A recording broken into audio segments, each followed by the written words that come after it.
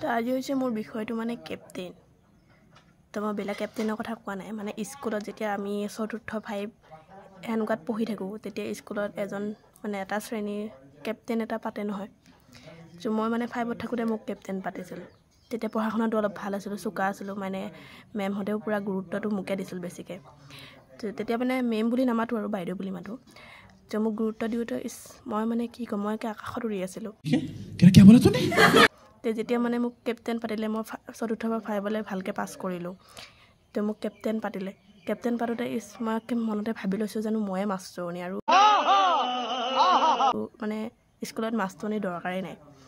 পিছতে আকৌ বাইদেউহঁতে মোক কয়, তুমি যোৱা, তুমি যাই লৈ 2য় 3য় শ্ৰেণী মানে ল'ৰা ছোৱালীখিনিক পঢ়োৱাগৈ।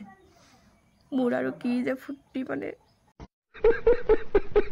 কি ক'ম আৰু মই তেতিয়া।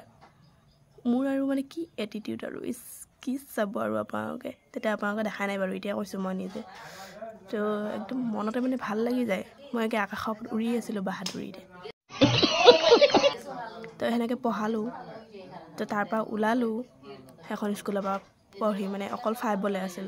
তাৰপিছত আৰু পঢ়িব নাপালোঁ, 6ত বেলেগত নাম লগাব লগা হ'ল। বাকীখিনি পিছত ক'ম, আৰু অলপ কাহানী বাকী আছে।